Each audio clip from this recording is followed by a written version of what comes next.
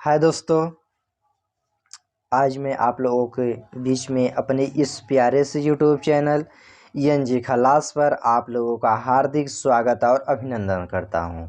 तो दोस्तों, आइए आज हम लोग एक लेक्चर के माध्यम से पार्ट्स ऑफ सेंटेंस जानने का प्रयास करते हैं। तो दोस्तों, पार्ट्स ऑफ सेंटेंस किसे कहते हैं?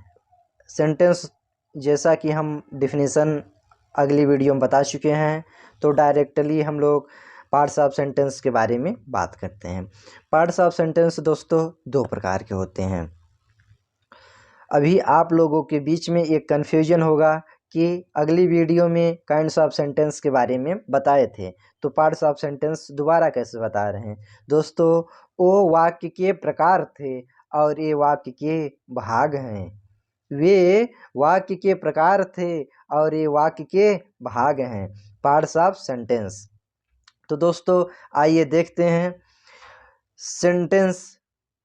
जो दोस्तों आपका सब्जेक्ट होता है और प्रेडिकेट होता है, उसी को मिलाकर जो बनता है उसे ही हम सेंटेंस कहते हैं। जैसे कि दोस्तों, अभी सब्जेक्ट की डिफिनीशन आइए जान लेते हैं कि एक हिंदी लैंग्वेज में दोस्तों कि जिसके बारे में कुछ कहा जाए उसे हम सब्जेक्ट कहते हैं, और जो कुछ भी कहा जाए उसे हम प्रेडिकेट कहते हैं। जैसे कि राम गोज टू आगरा। राम के बारे में क्या कहा जा रहा है भैया? कि राम गोज टू आगरा, राम आगरा जाता है। मतलब कि राम के बारे में कहा जा रहा है कि वह आगरा जाता है, और तो ये आपका सब्जेक्ट हो गया। और गोज टू आगरा, जो इतना बचता है, ये आपका प्रेडिकेट हो गया, क्योंकि यही तो कहा जा रहा है। और किसके बारे में? राम के बारे में, तो ये आपका सब्जेक्ट हो गया, और गोज टू आगरा आपका प्रेडिकेट हो गया। उम्मीद है इतना समझ में आया होगा। तो आइए पार्ट्स ऑफ सब्जेक्ट के बारे में बात करते हैं। दोस्तों, आप लोगों को हो सकता है कि पहली बार मालूम हो कि सब्जेक्ट के भी पार्ट्स होते हैं दोस्तों। ये आपका अधिकांशतः आप लोगों का सब्जेक्ट केवल एक होता है। एक सेंटेंस में केवल एक ही सब्जेक्ट लिखा जाता है, लेकिन अगर एक से अधिक सब्जेक्ट आ जाएं तो उसे 3 भागों में बांट दिया जाता है। पहला क्या होता है दोस्तों? आपका डिटरमाइनर, दूसरा होता है आपका क्वालिफायर, और तीसरा होता है मेन वर्ड या हेड वर्ड। जैसे कि दोस्तों डिटरमाइनर के बारे में बात कर लेते हैं हम लोग कि डिटरमाइनर आर्टिकल को ही हम डिटरमाइनर कहते हैं। और आर्टिकल किसे कहते हैं? ए एंड द को आर्टिकल कहा जाता है, और इसे ही डिटरमाइनर कहा जाता है। और क्वालिफायर किसे कहा जाता है दोस्तों? जो मेन वर्ड होता है, सेंटेंस का जो मेन वर्ड होता है, उसकी व्याख्या को प्रदर्शित, मतलब जो बताता है, उसे ही हम क्वालिफायर कहते हैं। जैसे कि अ यंग मैन, एक युवा व्यक्ति। ये आपका आर्टिकल हो गया। क्वालिफायर यहाँ पर यंग है दोस्तों, अर्थात युवा युवा के बारे में बता रहा है कि व्यक्ति अभी युवा है, अ यंग मैन। और मैन जो है आपका मेन वर्ड या हेड वर्ड है। ठीक है, उम्मीद है इतना समझ में आया दोस्तों। आइए प्रेडिकेट के बारे में चर्चा कर लेते हैं। प्रेडिकेट दोस्तों, अगर सामान्यतः सब्जेक्ट की तरह ही प्रेडिकेट भी होता है।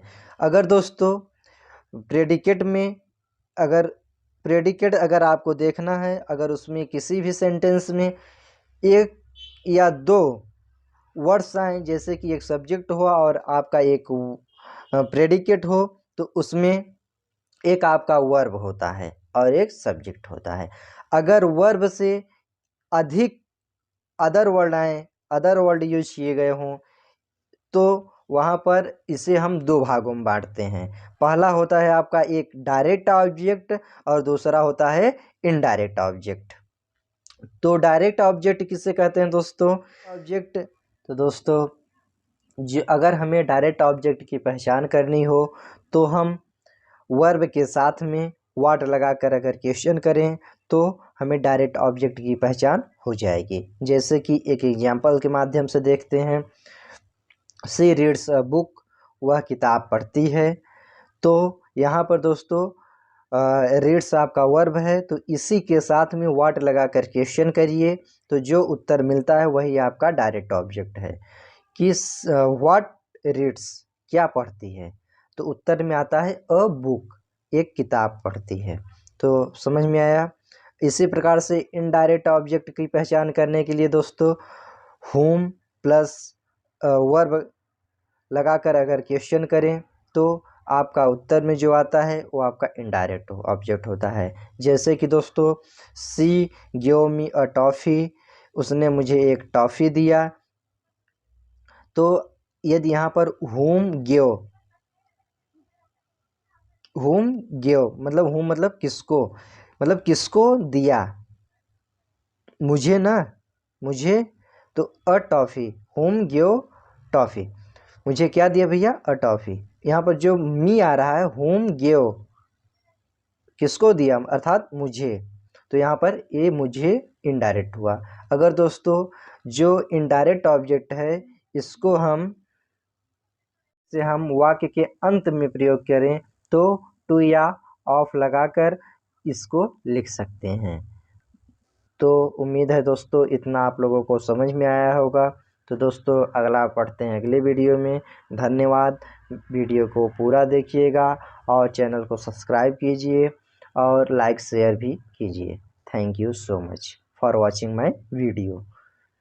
यदि दोस्तों आप लोगों को कुछ न समझ में आता हो तो प्लीज़ कमेंट मी और I solve your question. Thanks.